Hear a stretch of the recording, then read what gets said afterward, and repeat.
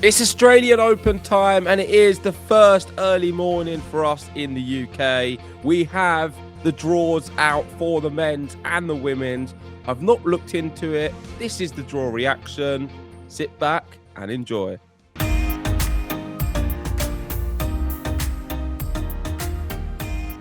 That's right, Australian Open time. It is the first Grand Slam of 2026. Some players have been out on the court already in Australia.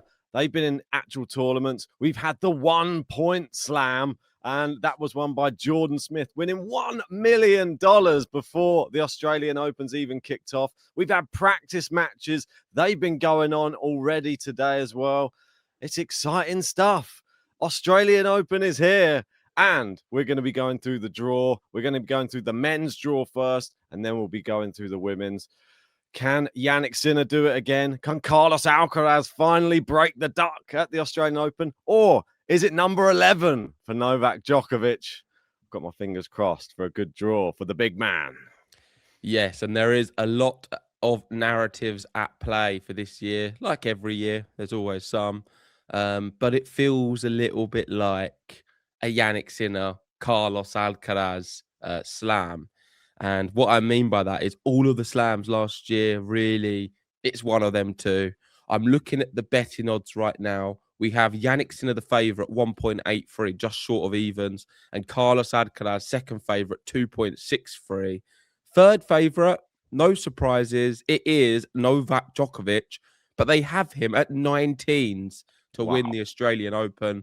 I don't remember the last time we saw Novak Djokovic at odds that high. It is crazy that he is 18-1 to win the Australian Open, considering he's always right up there, a lot shorter odds than that. That is crazy. 19s. I wouldn't have thought it'd be that bigger odds. Imagine there's something goes wrong for Sinner or Alcaraz in this tournament. You'd think he is the main man then to beat. But maybe they're seeing it a different way. Maybe they think there's a few more banana skins for Djokovic along the way. He's notably struggled in like fourth rounds and stuff in the past year. So Father Time catching him up. But I'm still hoping he can give a big performance in this tournament. Yeah, not just that. I think the odds is a reflection of the draw. I've not seen the draws in detail. No, I have seen some of the men's. I've not seen I've seen pretty much nothing of the women's, to be fair. With the men's, I had a little scan of the quarters only for the big names. And I think that is why Djokovic is such long odds, or is it short odds? Which way is it? Whatever way it is. Long, yeah. Yeah, such long odds to win this year's Australian Open. So bring up the first quarter. Maybe we start with Novak Djokovic's for the reason I'm saying, because I think that is the real big narrative of this draw. He is on the side of Jannik Sinner, which, let's bring it up. So Novak Djokovic there, the fourth quarter, and he has a potential matchup with Jannik Sinner in the semi-finals. Yeah. For me, that instantly is not good for him. He would rather play Carlos Alcaraz in that semi-final ahead of a Jannik Sinner, because if he's going to have to beat Sinner, he'd rather it just be in the final. It's going to be really tough for him to try and beat him in the semi and then a potential Alcaraz in the final. I think that is a little bit too much. It's not just that, though. If you scroll up on his draw, let's have a little look, because I did see one name. Hopefully, let's have a... Yeah, there we go. Hubie Hurkacz in the fourth quarter with Novak Djokovic. That would be, what, around a 16 matchup? Yeah, fourth round, potentially. For them.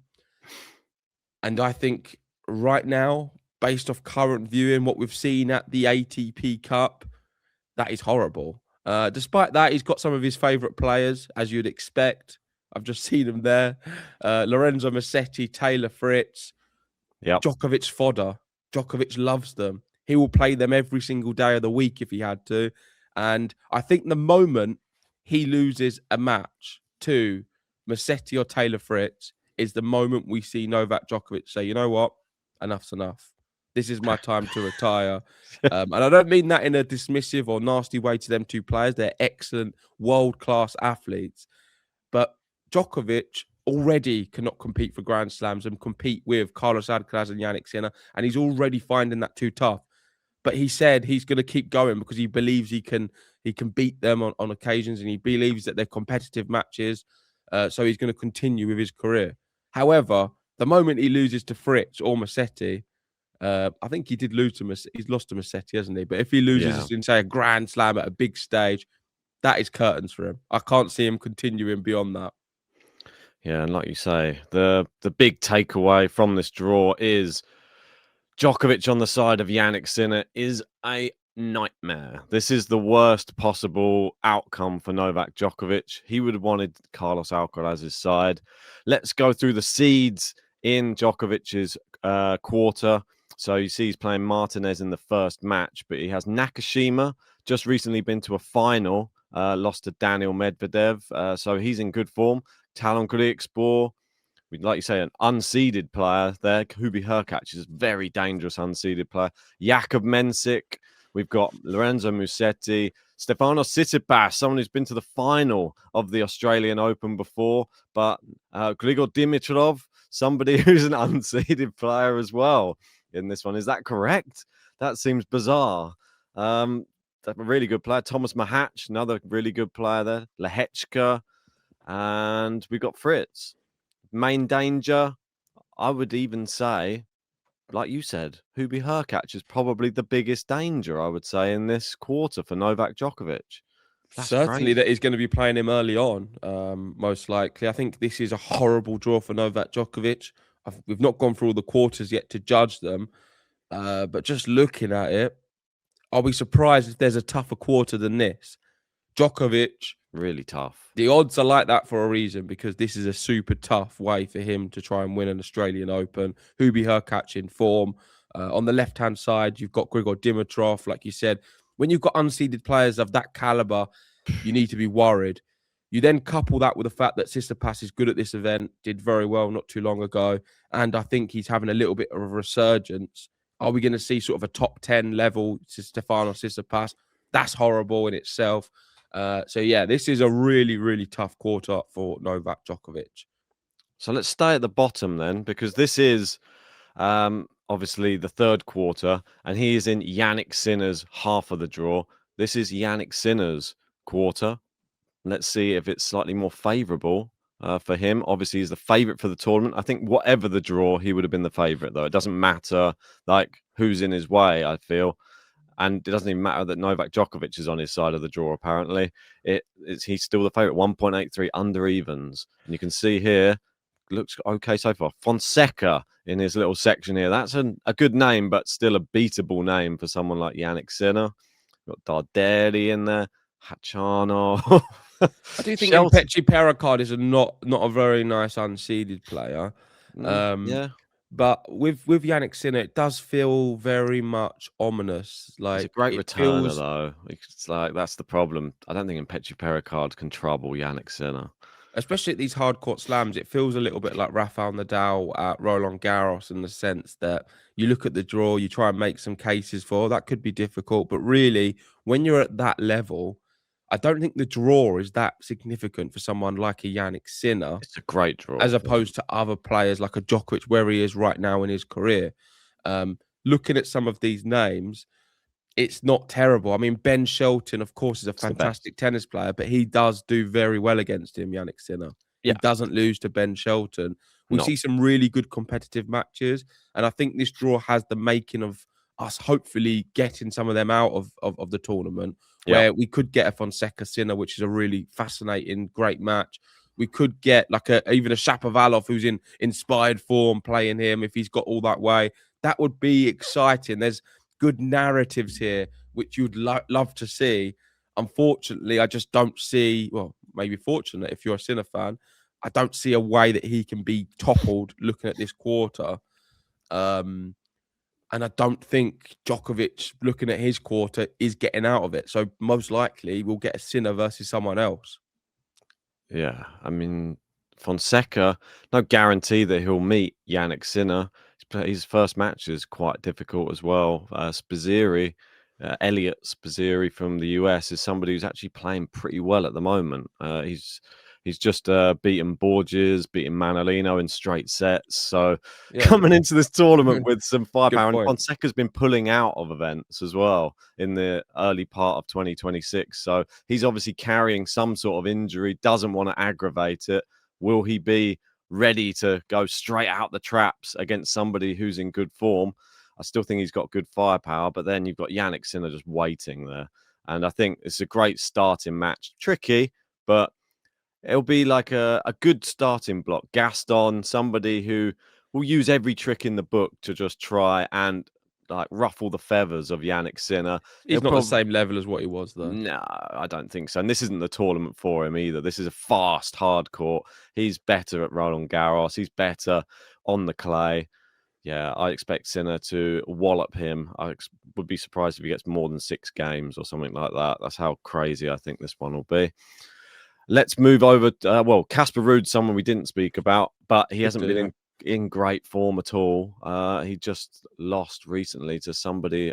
I was a bit shocked. I can't remember who it was. They were slightly lower ranked, though. Marizan. Okay, yeah, there you go. But Marizan, good player in his day, but I expect Ruud, if he's going to be pushing top 10, top 5, you need to be beating players like that. Oh, come on. Don't be disrespectful to Here we Marizan. go. You know, he's one of my favourites. He's a top player.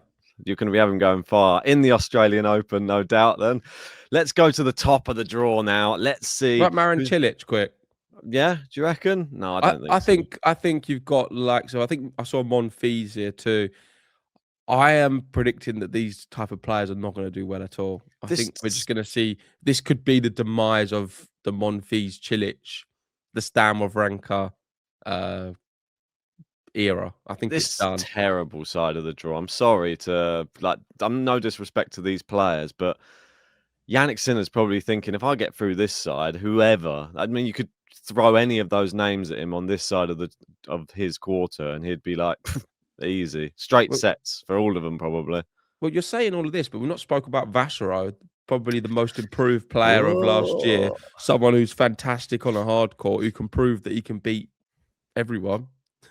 Maybe not Sinner, but still a really good player. It wouldn't surprise me if we see him trouble a Ben Shelton, and that could be a big upset because if we're going through all these quarters, a player to watch, as much as we're only speaking about him right now, I'm going to highlight Vachereau as a complete unknown entity, a wild card pick who could cause some damage. We saw him last year in Masters events tearing it up.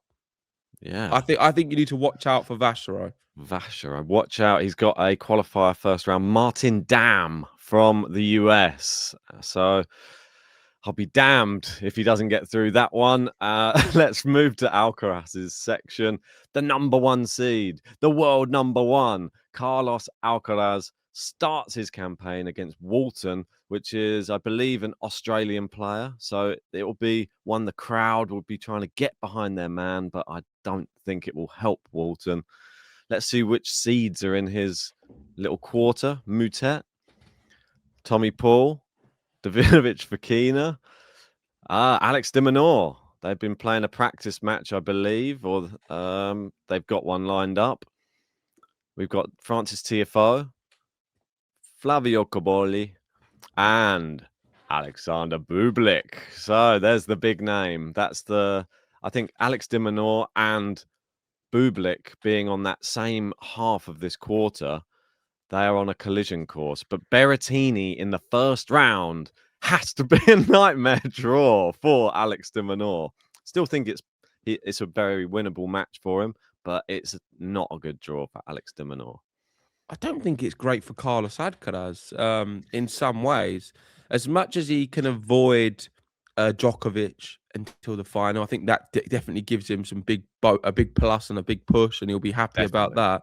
I do think it's not nice having some really top players. If you go to the right, you just mentioned some of them. Alex de Minaur being one. I think he does do very well against Alex de Minaur. I think they played an exhibition yesterday. I didn't see the end result, but I saw I saw a ridiculous passing shot Carlos Alcaraz did. It's a bit early here in the UK, so I wasn't able to see it all. with the timings. But go up a bit. Who was the other player you said? Bublik, yeah. You got Kaboli as well. Yeah. Someone you've got inside your top 10.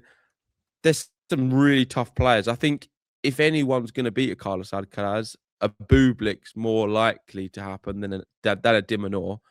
And I think Bublik right now, as what you've been saying, is like a Hubie Hurkacz. They're both very, very solid, tough tennis players who mentally can be strong in moments, mentally weak in other moments. But I would fear them. Yeah, I'd say the one caveat for someone like Alex de Minaur is I don't think, as depressing as it probably is for him, that fast hard courts outdoor are going to be his strong suit. It suits the big servers, and someone like a Bublik, it probably would suit him slightly more. Alex de Minaur doesn't really have a big serve, so he has to rely on it getting into a rally before he can But he's really still get playing going. the best tennis of his life, Oh, and he definitely. is good, and he's in Australia. So I don't think he's above, like head and shoulders above many other players. I think that's lazy journalism. I don't think so. I think it's lazy journalism, consistently just talking about his serve. Well, let's just wait and see. If Berrettini serves him off the court, then it's going to be a terrible one. It's good journalism. Yeah, well, it can go either way, that one. But I think he's good enough in his all-round game to get past somebody who doesn't really have a backhand, that type of thing. He can maneuver them. He's got a great strategy in his tennis, Alex de Minaur, and he's got more firepower actually in rallies than he used to. It's just the serve, really. If he could really get a bigger serve, I think he becomes an even bigger threat to Alcaraz and to Jannik Sinner. But at the moment, I think Alcaraz will be happy with this quarter on reflection of it, and I think that he'll win this quarter. That's what my instant thing. I'd look at it and I don't see anybody here causing him problems. And I don't, even though I've said Bublik, I think he'll go top 10 this year.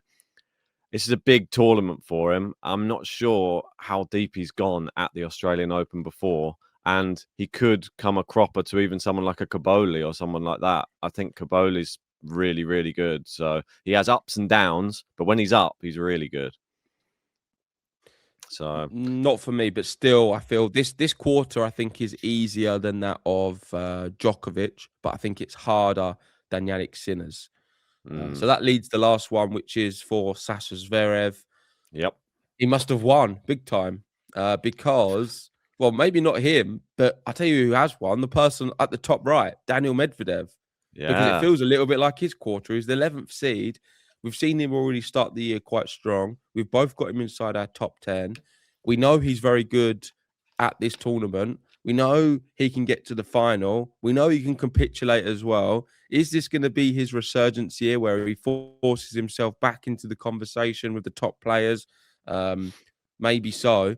And I think Daniel Medvedev, considering he's the 11th seed, has really won this draw preview. And the reason, without even looking at his draw, I can tell you that because I've just seen the other three.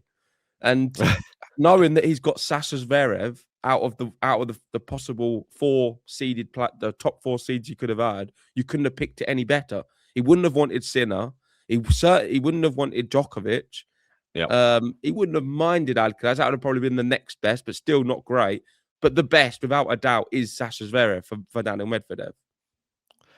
Yeah, and looking at this one, looking at the other seeds that are in there, if we go down a little bit, we've got Rinderknecht in there. We've got Marazan versus Rinderknecht in that first match. Tough match. Yeah, tough. Lerner Tien in the Medvedev side. Yeah, we could be in for another cracker. I didn't think about that. I'm hoping Tien can get through. I think looking at this, well, Felix is there. There you go. There's the big name down the bottom. So Felix, the number 7 seed, and Andrei Rublev on the other side. So Zverev could face a potential 4th round matchup with Andrei Rublev. We've got Cerundolo here. We've got Cam Norrie as a seed again. So he's done well to get himself back up the rankings. But I'd say Diallo is not a good first match either for Sasha Zverev. Diallo is very tall, very big serving. So this could just be a tie-break fest, this first match for Sasha Zverev.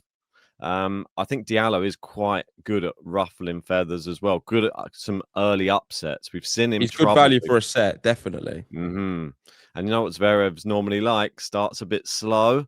You don't want to find yourself 2 sets down against Diallo. Otherwise, the crowd might start playing a factor. And then who knows? Sasha Zverev might find himself out before we know it.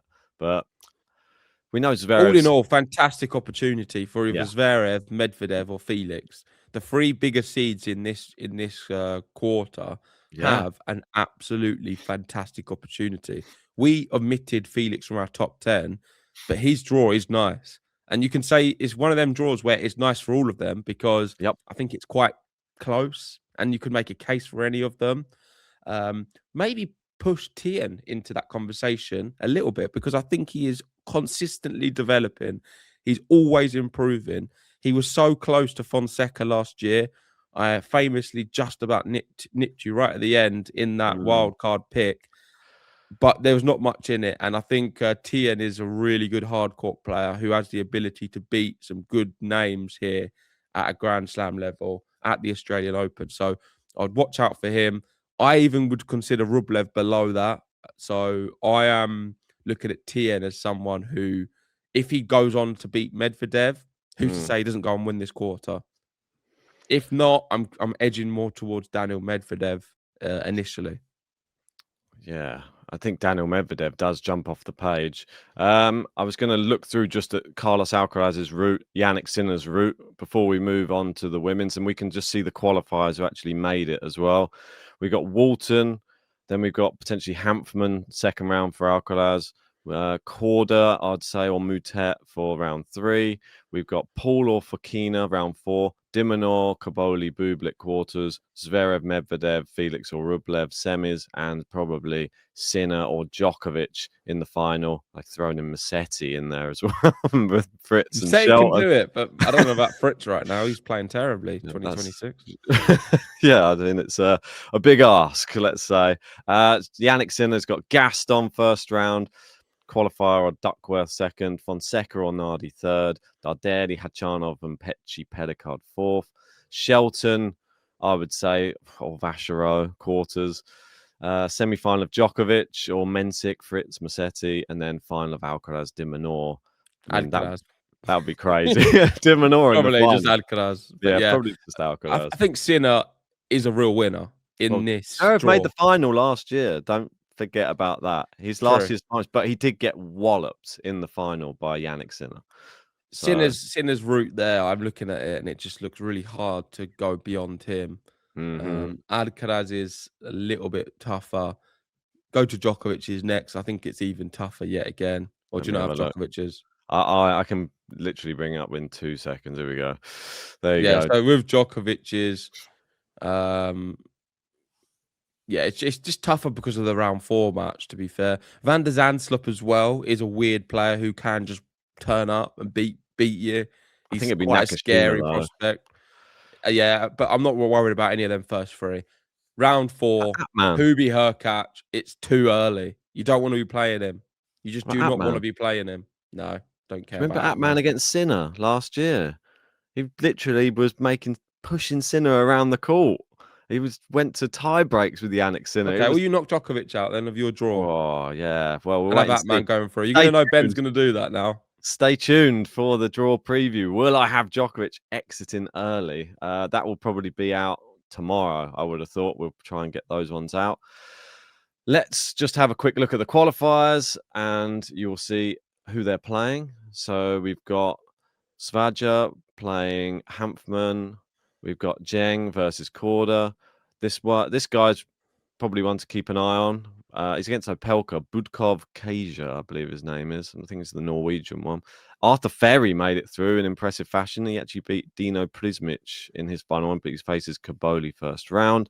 Kubler, Australian, always one to look out. He got lucky. The opponent retired, didn't they? Yeah, he did get lucky.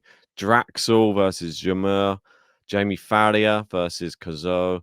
We've got Ima versus Shevchenko, Gaya versus Lahechka, Sakamoto. Another one to watch out for, I believe, is Hodar. These are 2. It's annoying. This Hodar one's just ridiculous. I would rather him than Landaluce went out. I got the wrong Spaniard. If I can change it, I'd love to. Hodar is better than Landaluce for me, even beat him. Definitely better. And he's just a better player. And Yeah. Landaluce is not delivering right now. I think I had to No. do that prediction slightly, maybe like 3 days too early, because if I'd have done it 3 days afterwards, I'd have gone for Hadar. Wow, I shot myself in the foot by picking someone who doesn't even make into the qualifying for Grand Slams yet in Toby Samuel. Maybe his ranking will raise enough to get into maybe the qualifying of the French. We'll wait and see. He needs to get deeper in a few more challenges before he can even get up the ranks. Sweeney versus Monfils. That'll be quite a good match because obviously Australian versus Showman. Dam versus Vachereau. Bassazva already. Really good qualifier. Another one to watch. Yeah, but Playing. crazy narrative. I don't know if you saw the match with Offner. Offner celebrating at 7-1 in the tie break, thinking he's beaten him. And then Basavaredi beating him 13-11, I believe, and coming back. And then at the net doing the choke celebration in front of Offner.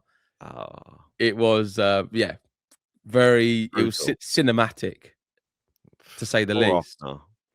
I mean, I mean, he Offner, celebrated like he'd won at 7-1. He thought he'd had it done, and then he just completely collapsed. that was obviously going to happen. If you celebrate early, then your whole mind's going to be all over the place, isn't it? Like you don't know that your whole body's gone into relaxed mode. Then probably all that stress and all that pent up adrenaline's released, and then he lost. Right. There you go. So we got one lucky loser at the end there. We got Yibing Wu. That's another good player as well. Playing Nardi. Prismic playing Duckworth. Let's move on to the women. And where will we start? The top of the draw? Or do you want to start with the odds quickly? Let me have a look at the odds. I've not looked at them ones at all. I've just got it here. I believe I can Ladies Australian Open winner 2026. The favourite is Arina Sabalenka 2.88. We've got Iga second favourite 6.5. Rybakina 8.5. Coco Gauff 10, and also Anisimova at 10. So that makes up the top 5. For players a little bit outside that, Mira Andreeva 19, Osaka 29, and I'm not going to go on beyond that. But interesting to see that Osaka, they feel like she's a little bit higher than maybe what you'd expect. But Rybakina, I think, is probably a bigger surprise.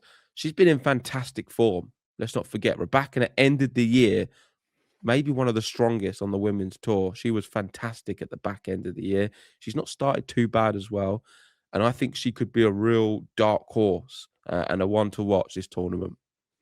I'm highlighting one on the screen there because not often that you see such big odds for a reigning champion. Madison Keys coming back to defend her title. She's 50-1 to win. That's crazy. That means they're just saying that was a fluke essentially last year, and she's never going to replicate that this year. She's still good enough. On her day, if she puts it all together and she remembers that muscle memory from last year, she could do it. But she has to really get in the zone. And that's the big thing with Madison Keys. Will she be in the zone? We'll wait and see. Let's go to Sabalenka's section first. She's the big favorite. She's the number 1 seed. And she's playing the player that I was telling you I was going to pick for my wild card, who is actually a wild card into this event. But I didn't pick her because I couldn't pronounce her name. And here she is. So Sabalenka plays Tiantsoa Rakotomanga Rajana. There you go. Hopefully I don't have to say that any more than that one time before she gets knocked out by Sabalenka. And Raducanu is in the section of Arina Sabalenka. Here we go. Now it has begun. Mboko, another seed. Clara Towson, Alexandrova, Marta Kostyuk, Eva Jovic is a seed. Go on, Eva. And Jasmine Paolini. Ooh, interesting. What do you make of that? I hate to stop at Emma Raducanu. I mean, I think it's just highlighted exactly what kind of player she is this last tournament, what's happened only a few hours ago. You've got her inside your top 10. I've called you every name under the sun. Oof. I don't think any differently. It's going to come to a point where I think you're going to admit it on air at some point that you lost your head. I think there's no other alternative than you coming clean on one of these episodes and saying that you was, I don't know, drunk or given some wrong information or blind or something. You're going to have to come up with some kind of excuse because she's just played a tournament in which she was, I believe, the number 1 seed. She was. There wasn't many top players in there. She should be winning an event like that. She really should be. She's just then lost to Taylor Preston in straight sets. She's just not that good, mate. That's the Or is top and Taylor bottom of it. Preston really good? No, So we got. she's not She's that good. just won some really tough matches. Balzas Maniello in straight sets, Shramkova straight sets, Raducanu straight sets. Could she go far at the Australian Open? So maybe Taylor Preston, one to look out for. Yeah, I saw a tweet about it actually saying this is maybe just about one of the worst imaginable Australian Open draws for Raducanu. A very bleak day for her. May as well start targeting the Transylvania Open already. Transylvania Open, her Because she favourite. turns up for that one. She does turn up, and we know she'll play it. But yeah, I can't see anything but an early loss for Emma Raducanu yet again. She'll be a seed for a little bit because she'll get into these big events, but I think she'll probably fall out of the seeds at some point. Ben's top 10 player. Well, let's see. Can she go through? If she can get through to face Sabalenka, that might just be enough just to say, oh, I've done all right in this tournament, because I wouldn't expect her to beat Sabalenka, but she normally gives a good account of herself against Sabalenka in the past. Don't say she ever beats her, but yeah, looking down, who would be the main threat to Sabalenka in this quarter? We've got Polina Kudermetova. You're not bigging her up this year? No, Moved on from her. she moved on. Haddad Meyer, another one of your favourites. No, Marta Kostyuk is the biggest threat because she is an informed player who's playing very well. The thing is, we've just seen her play against Sabalenka in the final and lose. Exactly. Clara Towson, there's a real player in there, someone who's knocking on the door of that top 10. Alexandrova, can she maintain it? I'm not sure, but definitely was fantastic last year. And Paulini, I'm kind of predicting to get worse. I don't think she's going to get any better. Come on, Paulini. You've weirdly got her inside your top 10 all of a sudden, but I think it's going to be a big fight for her to even stay in the top 10. I've ruined it for her. So looking at all of this, I'm thinking not bad so far for Sabalenka. If you just go up a little bit, I'll try and pick a name. Unseeded wise, I think it is not hard at all. Unseeded wise, there's no one really I'll be worried about. I'm going to just throw a name in there, and that is Mboku, of a young player with so much potential. Raducanu, of course, does have potential, but I think Mboko's is greater. And I feel that if things all come together, that is a threat for a Sabalenka. I think Mboku, an inspired version of her, has the abilities to beat her. Interesting. Mboko is very, very good, but she's only really been good in Canada, which is that just something that she just did well at that event? Have we really seen her turn up to any others since then? I think the one name that we've sort of missed and not really spoken about is Sabalenka going to be really happy? Anastasia Pavlyuchenkova is literally a potential second round matchup. And that, I think, is something huge, because Pavlyuchenkova is notably somebody who does actually quite well. She's got a 2-2 head-to-head against Sabalenka. She beat her, I'd say, a few years ago, but it was at a Grand Slam at the French Open. She went How many years ago was it, Ben? Well, 4, but she went 3 sets with her at the Australian Open last year. So it's somebody who does actually give her a good test. If you can take a set off her at the Australian Open, that's pretty good going. I just think that that's not an easy matchup, and it's a dangerous unseeded player. Pavlyuchenkova's finished, Ben, in my opinion. You always write her off. She's just lost to Sirsteya 6-3, 6-1. Shouldn't read into these pre-tournaments. I wouldn't be fearing her. Potapova? There's levels there, but like I said, I've already highlighted my one. That's Mboku. Right. So who is on the side of the draw of Sabalenka? It is none other than the number 3 seed, Coco Gauff. And I don't think Sabalenka will be that happy about that. No, she definitely won't be. And Gauff has started the year quite strong, right? She played... Who did she beat? think she lost one dodgy one, but then she beat Iga quite She beat convincingly. Iga, that was it, right? Yeah, we saw that, and we was like, oh, okay, Coco Gauff, not bad start. Can't read too much into that one yet, so let's wait and see. Venus Williams here as a wild card could be quite fun to see an All-American matchup if Venus can win a match, and see Venus Coco. But Oh, it's not a competitive one. Vondrousova injury concerns. She's still a seed for now, but kind of in that bracket of a Mukova in the sense of what level are you going to get? There's a Grand Slam champion in there, no doubts about it. She can go and win this tournament, Vondrousova, but I don't know, injury wise, can she get through a tournament? Can she get through a match? I don't know. Funny that they're both next to each other there in the draw. Two very injury prone, world class tennis players who can beat a lot of top players. Alex Iala, number yes, 44. Amazing for her. Her first round match, Alicia Parks. That is a winnable one, in my opinion. agreed. And I think she'll be pleased the fact that it could be a Mukova after that, because Mukova, as I've just said, is up and down. I think if we get a 80% fit Mukova who's playing well without any wrist pain or anything like that, then unfortunately, I think it could still be a step too far for Iala on this occasion. Emma Navarro, mini resurgence this year. Another player who could be sort of knocking on the door of the top 10. We know there's so many good American players. She's another one who likes the hard courts and could do well. Svitolina's just won a tournament. So I'm looking down here and I think it's quite good. There's some really good players who have the ability to do some damage. Donna Vekic, one of my favorites, but she's got Mira Andreeva. And all in all, wait, whose court is this one? Coco Gauff. Yeah, tough. I don't know. I think it's quite tough. Look at these names. Unseeded players is normally how you gauge how tough each one is. And we've got Donna Vekic, Maria Sakkari, Tomjanovic, Barbora Krejcikova, Blinkova. Some of these players, Blinkova, how's she well, making it? didn't she beat Rebecca in a slam not Oh, too long ago? Iala, Fiala, yeah. exactly. Look, all of these players. Venus Venus Williams. Williams. I mean, come on. This is the who's who here in unseeded players. And then you sprinkle in those seeds. I think it's a tough one for Coco Gauff. And she could potentially be facing what I'd love to see is Alex Iala make it all the way through to face Coco Gauff. What would that be? Like a fourth round or something? That would be insane. Imagine the eyes on that type of match. But Well, I would be cheering that on. I'd love to see Iala go far, but I'm looking at this and I'm thinking Mira Andreeva is the one to watch. She's the one I'm highlighting out of all of these names. tough first match. I think it's Donna winnable. Vekic.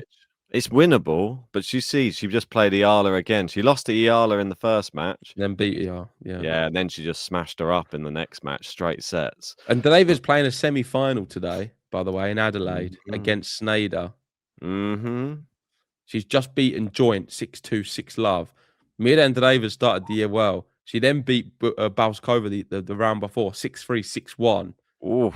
Mira Yeah. Andreeva is looking good. She's going to Here be the we one who's going to get out of this quarter. What are her odds for the tournament? That's 19s. So there you go.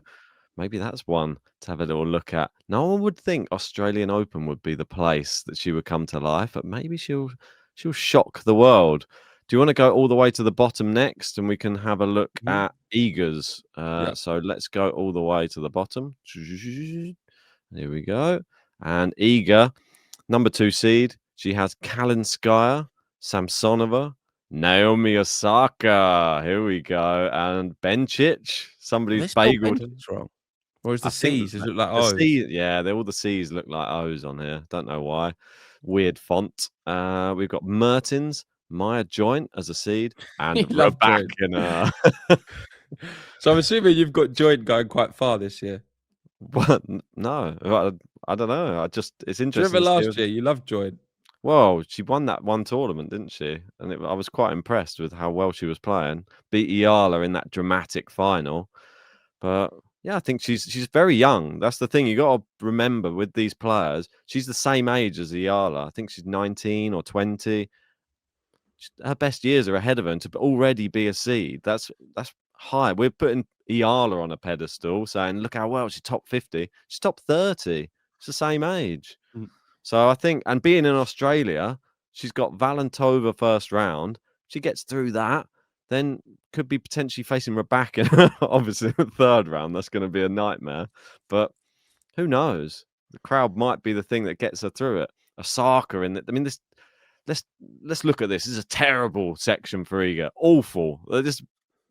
Some of the worst names you could have. Osaka, I would say Rybakina. unseeded wise, it's not that bad. It's No. just you've got what's it? Rybakina, Osaka, Iga in one quarter. Like you've got 3 really big names. Yeah. And I don't think that's nice for Iga, especially the way she is right now. Talent Sky is good as well. I think Rybakina is someone who thrives when the draw's tough. I feel like she is the real winner in a scenario like this. Samsonova, you've gone off her a No, bit of late. gone off the boil. No, Sestaya, another Off one. the boil. Yeah, there's a few in here gone off the boil. Lulu Sun, not she had that I don't one know. big There's going to be some names here we're saying off the boil, saying this and that about. They're probably going to have a really good tournament and have a surprise. On the women's, there's always a few names what get right to the back end of the tournament, if not final, if not maybe win it, who we're not really expecting. And it'll be good to try and call one now, but I think it's really tough to do.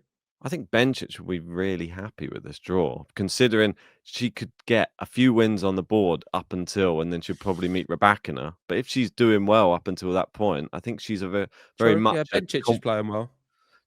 She just bageled Iga just I recently. think she's good. Yeah. Yeah. So, and Iga, she'll be happy. The only good thing is you don't face Osaka until at least a 4th round, and that would be the one saving grace. By that stage, you might have, well, if Osaka's made the 4th round, I think what were her stats after 4th round? She just is a nightmare in slams. She doesn't barely lose a match. So you don't really want Osaka in the 4th round because it means she's probably walloped 3 players before you. Sure. Let's have a look who is in the final one. And this will be, who's the 4th seed? Ah, yes, Amanda Anisimova. 4th seed. How could we forget about Amanda, 2-time slam finalist from last year? And she's got Sofia Kenin, former Australian Open champion. She's got Ostapenko. Is she off the boil? Lovely. On the boil? Off the boil. Well, no one knows with her. I can't comment. Noskova. Tough. Madison Keys, the reigning defending champion. Leylah Fernandez. Paula Badosa. And Jess Pegula. They're the big seeds there. I think this is a nice quarter. Not bad. I think Anisimova will be super pleased. You've got a lot of opportunities here. Anisimova, Keys, an American kind of quarter. I feel like with them 2 in there, it's going to be a battle between them in terms of who can really dominate. But if you go up to the top, who was the other name? Jess Pegula, yeah, of course. Sorry, that's the other one. So the 3 Americans. Between them 3 Americans, I don't know. I can't see a way past. I can't see anyone else really forging into that. One thing I'll say about this quarter is an American will be advancing. Jess Pegula never made it past the quarterfinals at the Australian Open. I'd put her my 3rd American. I think Anisimova is my number 1, then Keys, then Pegula.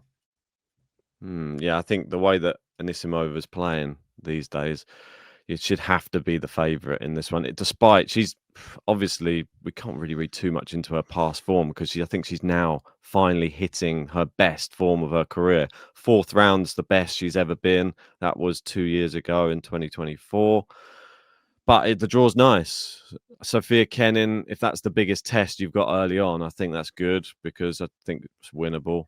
And then I think all the rest in her little quarter there are all winnable. She did just lose to Kostyuk. Kostyuk's playing very well, though. I think she was on a bit of a tear when she came up against her. So Kostyuk, yeah, very much a dark horse for the year. Sad I don't have her in my top 10 again, but it's early doors in the year. Anything can happen. Players can go on the boil or off the boil. Any good players to watch who are unseeded here or not really? Bailek. I don't know why I say it. Sarah Bailek. Don't know what she's been up to, but I think she's young and good. And I've seen her win some slam matches in the past. And I think you need to look at her potentially. I don't know much, to be fair. But no, I don't know. I can't say much more than I think it's the 3 Americans. Obviously. I mean, it's an obvious thing to say, but out of them, Anisimova will be pleased. I think her draw is better than, say, that of an Igas. Yeah, I would agree with that. But if you zoom out, it would be then they'd have to play the winner of that really tough quarter in the semis. Now, I'm not saying if you zoom out. Yeah. I'm saying if you zoom out in your head, then well, it's already zoomed out now. well, of course, this is on that side of the draw, so it would be an Iga Anisimova semi-final. Not ideal, but that matchup I think is really fascinating, unless it's at Wimbledon. Exactly. Let's have a look at take us through Sabalenka's route to the final. Radionova, Pavlyuchenkova, then Raducanu, Potapova, Towson and Boku. I've already said about Mboku. Quarterfinal of Paulini, Alexandrova, Kostyuk, Jovic, or Haddad Maia. Semi-final, Gauff Andreeva. Final of Iga, Rybakina, and Anisimova, Keys, Osaka, maybe. There you go. And then Iga's won, qualifier first round. We got Boskova, Zarazua, potentially second. Kalinskaya, Kartal, another name that we hadn't mentioned, potentially third round. Osaka, Samsonova, fourth. Rybakina, quarters. Even Lee, quickly, round 4. That was another name I think he could do quite well. Yeah. I think she's good. Does well at the slams. Yeah, the semi-final potentially Anisimova, Pegula, Keys, Badosa, and then Sabalenka, Gauff, probably in the final. Yeah, so that's it. That is our reaction to the draw of the Australian Open. It has finally arrived, everybody. I can't wait for the actual action to get started. We'll be doing a draw preview where we'll go through round by round, giving you our predictions on the men's and the women's draw. Those will be coming out over the next couple of days. Yeah, all in all, the real big winners will be the Yannick Sinners, your Sabalenkas, the favourites. They'll be pleased. Nothing out the ordinary for them.